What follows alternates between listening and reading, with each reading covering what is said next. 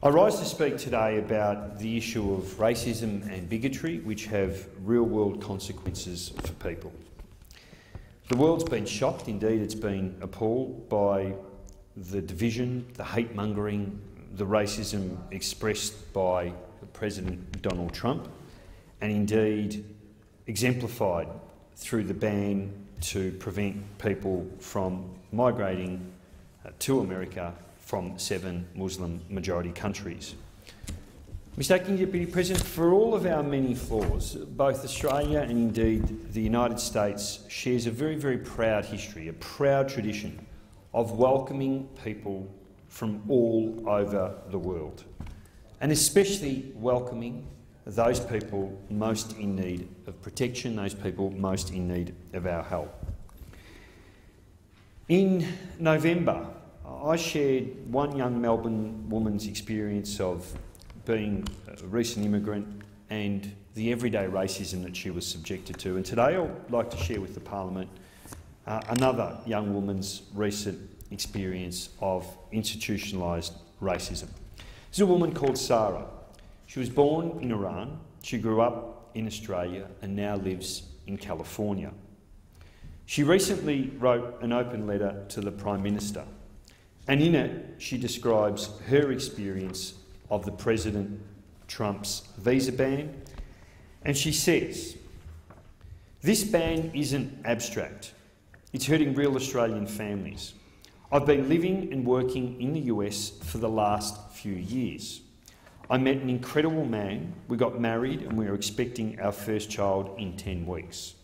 Every time I think of our child's shared Jewish and Muslim heritage, it makes me smile. Last week I booked a ticket for my mum to be here for the birth of our baby. Like me, mum is an Australian citizen who was born in Iran. The ban applied to her because of where she was born. Had it stood, she wouldn't have been able to come here and see me. And had I left the country, despite being an Australian citizen and a green card holder, I may have not been able to re-enter the US.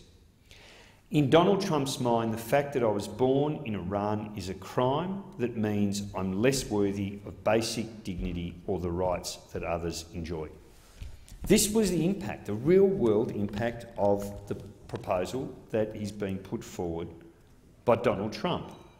What he's saying to the world as the President of the United States of America is that people of one religion are inherently inferior to another religion, that people born in some countries are not as worthy as people born in others.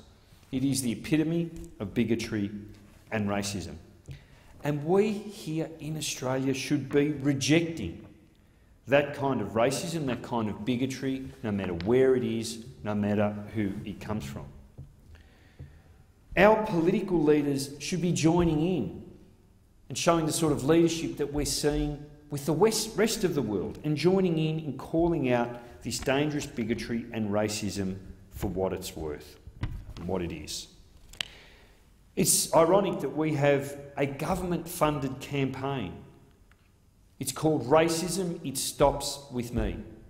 This is the federal government's attempt to talk to the Australian community about how critical it is to stamp out racism no matter where it is, no matter who it comes from. Yet here, in Australia, we've got our own version, a much harsher version of the Trump ban. We've got a Prime Minister who wants to ban 1,200 innocent people languishing in detention in Nauru and Manus Island from ever coming to this country because they were born in places which meant they had few options than to get here by boat.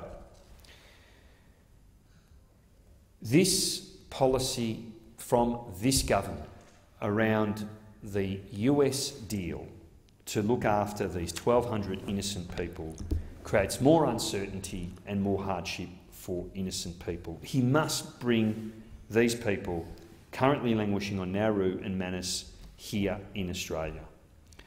Let us remember that racism is not okay, whether it be by Donald Trump or someone on the bus. It causes real harm to people, and if it's going to stop, we all have a responsibility to call it out and reject it.